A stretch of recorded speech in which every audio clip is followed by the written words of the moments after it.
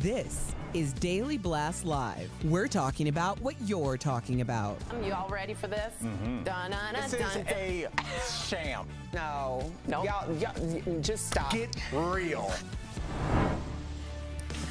Welcome to DBL. Samantha, what day is it, please? Friday. What are you writing over there? What? She's writing we're notes. on television. She's writing notes. Oh, I'm sorry, Al. You don't want to know something really interesting when it comes to one of our major stories? Could you be more vague and maybe because I don't want to give it away. We go on air? Okay. I will give it to you in a minute. Sorry about that, Tori. When it's time. Thank you, Sam. Al. God. All right, we're starting today with a big party in New York City. Models from the 60th anniversary of Sports Illustrated swimsuit edition walked the red carpet. Let's start it out. Patrick and Brittany Mahomes were there. Brittany wore this naked cutout dress with silver flowers. He looks cool too. Yeah, they look just awesome. glossed by the double-breasted suit. You're cool. totally right, go, Jeffrey. With the chains. You're right. You're right. And his glasses look pretty dope, although I don't think I can say that. No. Chrissy Teigen shined with her husband, John Legend, in this darling Chanel-looking thing. Pink beaded What are your crop thoughts top on that, and Tor? beige miniskirt. I think that looks Chanel and shows off her amazing assets. Very 1960s. I dig it. Love her in a mod. Love her. Christy Brinkley was also there looking amazing. Y'all ready? Oh my In gosh. this red gown with oversized sleeves. Martha Stewart looked radiant in this ankle, let me look, length satin dress. That's terrible. Radiant? Yeah, that's terrible. Looks like she's playing mahjong. That looks very unflattering. Matching mesh knit shawl. I feel like you come Al. for Martha too much. Dude, this is her. This is her. She called her lane. radiant. She looks doesn't. terrible. She wears She's a lot in of her loose. 80s. She looks way better Yeah. normally. I don't like this outfit on her. And check out 69-year-old Gayle King in this pink and purple dress, looking good. I like the thumb hole. Do too. Love I think it. It looks like a Rent the Runway we have. It's It really does. cute, right? Today is the official launch, if you guys didn't know, of the 60th anniversary of Sports Illustrated swimsuit edition. Yeah, it's on And my calendar. You're on one today. And as you can see, one of the covers features a wide variety of models. Notice they're not in swimsuits, including Martha, Christie, and Tyra Banks. Now, the magazine also released some issues with individuals on the cover, like Gayle in this pink and green one-piece. Here is some behind-the-scenes footage of her being photographed in various bathing suits for the special edition. She said she was shocked to learn she'd be chosen for the cover. You don't actually know, y'all, when you're doing it, who gets the cover. So it's really exciting. I have a theory on all of this, but I'd like to hear from the panel and from you all. What do you think of the magazine opting to include some older models like this? And who is buying this magazine now? Okay, I don't understand you slipped into a weird character there. Just for the last word, which you rarely do. No. I'll say this. I always look for who is this for. We're in a place now, obviously with social media and the way that you market to people, that Jeff Schroeder might not be a name that they have, but they're like married, white, male. You make this much, you live here. This is what we sell to you. This is what you buy. This is what you drive. I don't understand what the demo would be for this magazine. I feel like I did when we remember Sports Illustrated commercials and the shoe phone and all that kind of stuff. Sports Illustrated was huge. It was obviously a mostly male demographic at that time. The swimsuit issue was mostly aimed at men. At this point, we have accomplished, beautiful women in their own right in their 60s and 70s. But I don't know who's buying that. Is your readership 60 and 70-year-old women?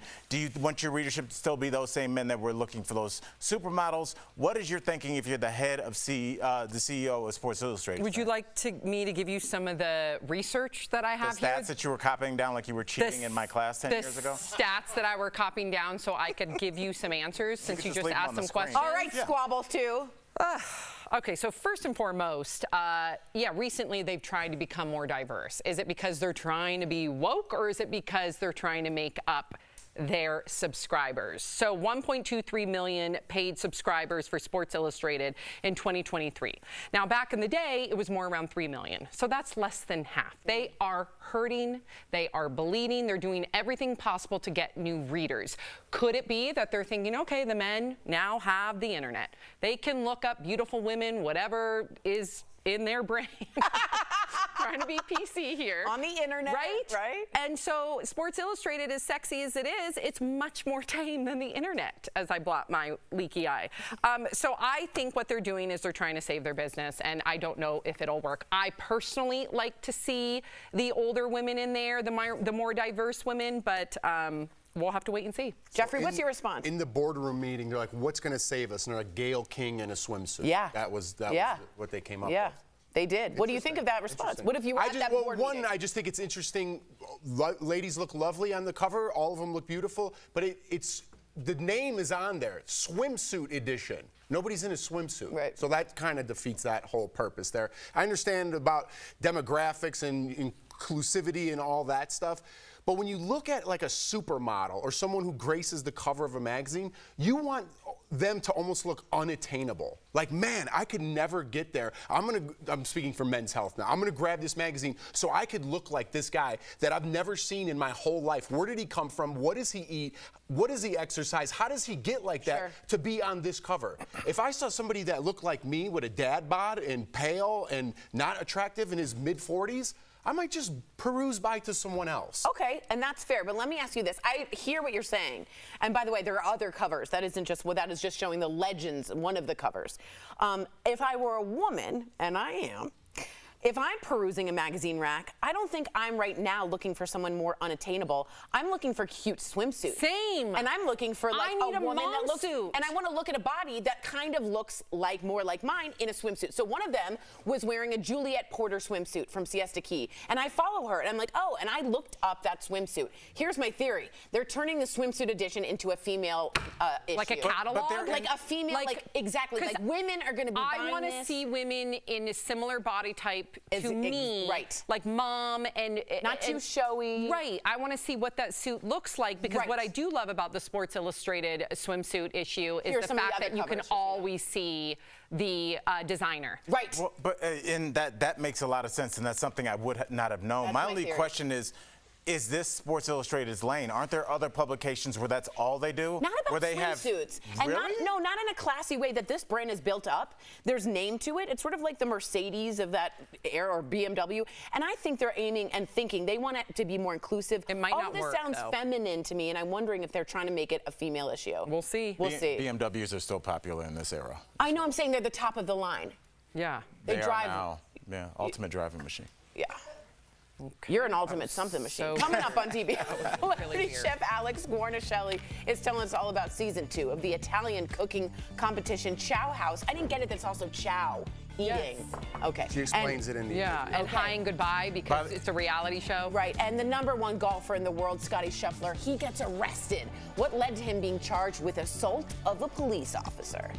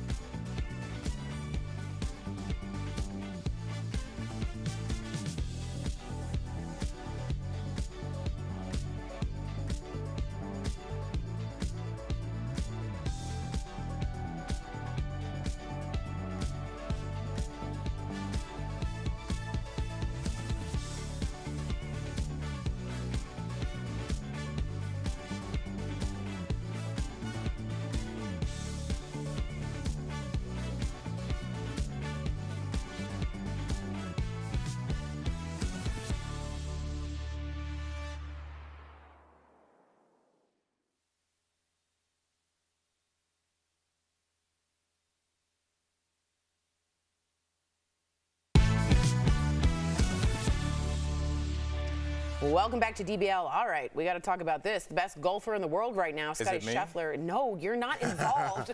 Was arrested and charged today with assaulting a police officer. He was also charged with 3 other counts.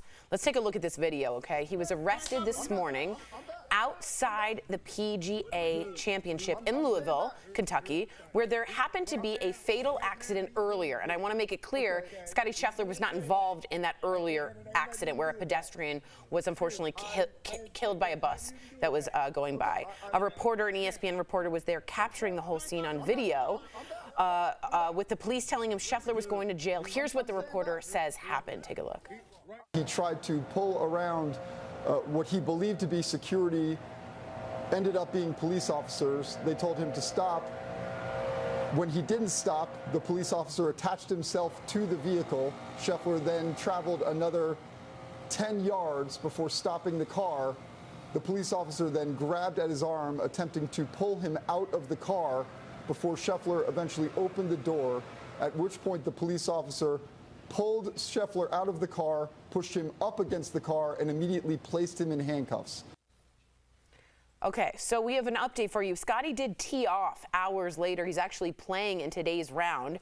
Before he got back in the course, he has released a statement saying there was a big misunderstanding.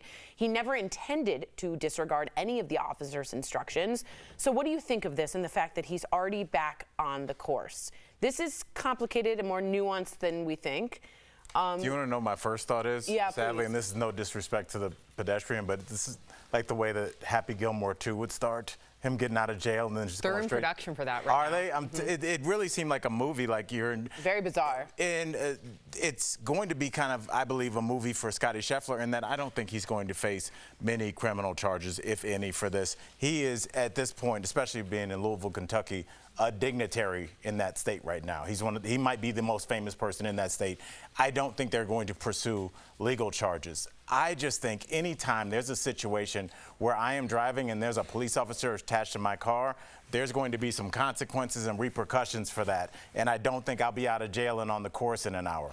But what do they say? Membership has its privileges. He is of the upper crust of society, and I don't think he'll face any charges for this. But I wonder how long a police officer has to be attached to your car before you stop.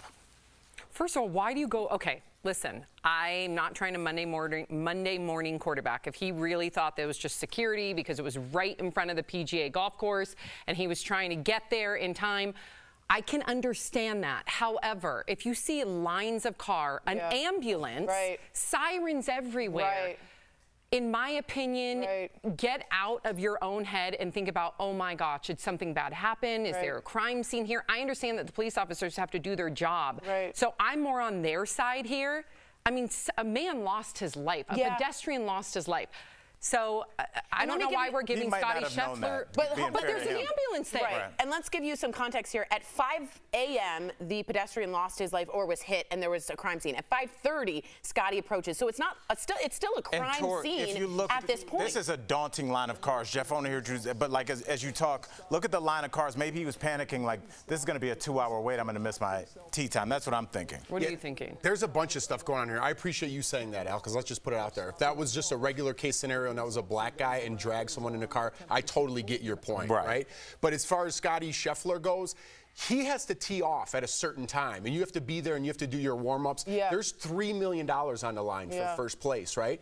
I do think there comes when you're the #1 person in the world, and we've talked about putting celebrities on a pedestal, you think certain rules don't apply to you. So you're like, I'm the #1 golfer in the world. I'm going to go around this because I'm very important and I need to get where I need to be. So I don't need to necessarily follow these laws. I think that incorporates a lot what to do with it. But I also have been panicked because I hate being late to everything. And if I have dreams still about being late for my football games that were 25 years ago, and I panic. So I do get that panic as well. But as far as the details of dragging an officer and things like that, I mean, you gotta pay the piper. Yeah, you got to have the consequences. That's right. All right, we'll be right back.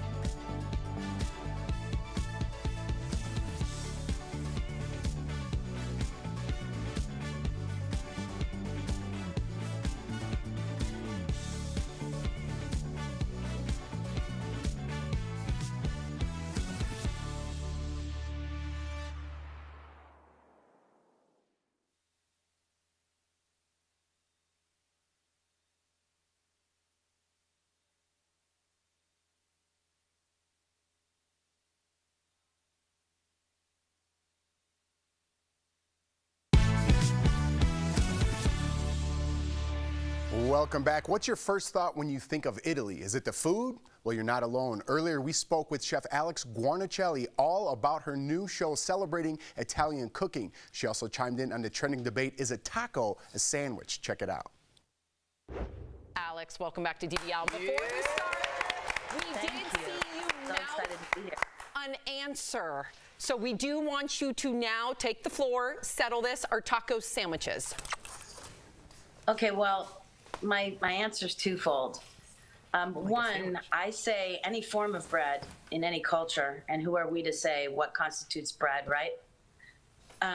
With meat or a filling is a sandwich. Yes. So I'm going to have to say that not only is a taco a sandwich, but we didn't even get into burritos. So a burrito is a sandwich too. good. You heard it here. Very nice. All right, Alex settled it. You've judged tons of cooking shows. What unique challenges come from having the contestants, I think this is the best part, living and competing together in Chow House? Tell me about that. Yeah, I mean, that's the thing, right? I mean, I've been on a lot of food network shows, and you know, we get to go home. We give each other the stare down. Someone wins the shrimp cook-off, and we all go back to sleep in our own room. But on Chow House, that feeling lingers in the building, or I should say in the villa. We have a stunning villa, top-notch chefs. I mean, seriously, I feel like every competition, everybody's like, oh, it's a tough decision. It's a nail-biter. I would say after Gabe and I went through the first day of cooking with this group of chefs, I said to him, I see 5 or 6 possible winners in this crop of chefs, and they really want it. And the other cool thing about Chow House is it's not just the living component, it's also that the process of going through the show, the challenges, traveling in Italy, learning about the ingredients, making pasta with the nonnas, doing all sorts of stuff that is just everyday life in Puglia. Then you win the prize, which is working with chefs throughout Italy, like a cultural immersion. So I feel like all the chefs are winners. You know, everybody gets a participation medal, but there's one real winner here. So last season was based in Tuscany, but this season is in Puglia, which you just mentioned. How does the region change how chefs approach their dishes? Well, you know, that's really the part where Gabe and I kind of form a sandwich. You know, I think together, Gabe and I make the Italian-American sandwich to end all sandwiches, because I'm sort of stuck on, did you make the right choices? Did you use good ingredients? Did you cook them well? And Gabe, being a Tuscan native and really truly Italian, as opposed to the Italian-American me, he's much more into, hey, why did you choose this? How did you respect the regionality? How did you honor the ingredients? Does this fit the context of what you're doing? So I think in Puglia, it's the South. There's seafood, there's pasta, there's bread, there's produce. It's a really rich, not to mention like White Lotus type looking region of Italy. I mean, look at it. It was just stunning. Everything was. It almost looks fake. Yeah. And you know, then someone overcooks some shrimp and you realize it's all real.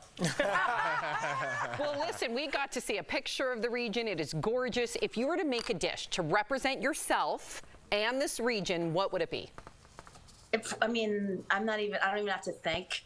I would just lightly char a bunch of shrimp and then arrange them in like an old kind of clay dish with a lot of garlic and oil. This is not a date night dish. You got to be confident with your garlic eating abilities. I would broil it with some toasted breadcrumbs and lemon. And I'd probably make like a little dish of like orecchietti or some type of Puglian pasta on the side and just kind of toss all that pasta and shrimp together. Golly. Forget. You know what I'm saying? You're You turning say us on, chow, Chef. but in the hello way. Maybe throw a little charred octopus in there, too. Oh, okay. All right. Yep. Chef Alex, real quick, before we go, we got to go. Who's that boxer behind you? Is that we were Fraser Ali? debating. Oh, that's a Mr. Brainwash piece of Muhammad Ali. No, okay. Al one. Very I was going Rocky Marciano. Okay. All right. Alex, No, I keep the ultimate champ in my kitchen with me to remind me of my own standard. there you go. Yep. Nice. Thank you for joining us. So great to see you. DBL Nation, you can see Chow House Season 2 starting this Sunday. You can also catch Alex on Supermarket Stakeout now on the Food Network. Congratulations on all your success. Well deserved. Absolutely. We'll be Thank you right for back. having me.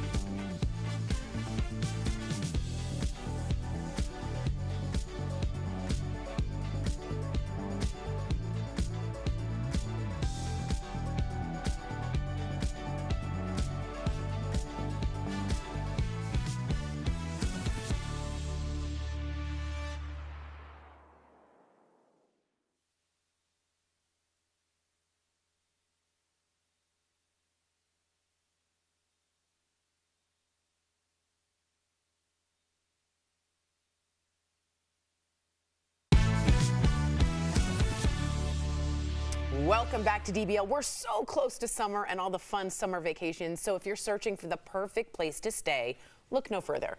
Hotels.com released the Perfect Somewheres list, a different kind of hotel award based on how well they treat their guests.